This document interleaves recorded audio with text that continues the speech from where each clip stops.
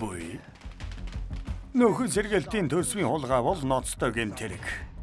3 өдрийн дотор хэрэгтийг над дээр авчир.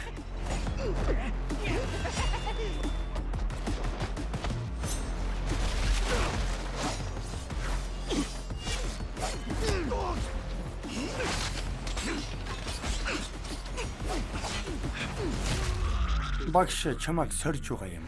Өмнөх шиг мунхаг байж болохгүй шүү. Хэрэгтнийг явуулчихсан юм чинь хүүг амьд байлгах шаардлага байхгүй үстэй.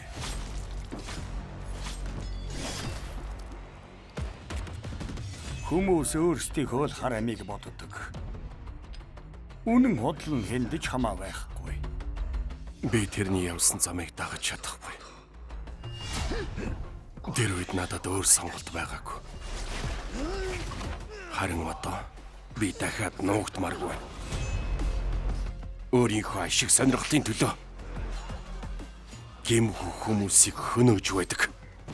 Чи хүмүүн үү? Багш нь чамд сүүлчийн хичээлээ зааж өгье. Би мэдэхгүй дээ биш. Тань шиг адгуус биш болохоор тийм байгаа юм.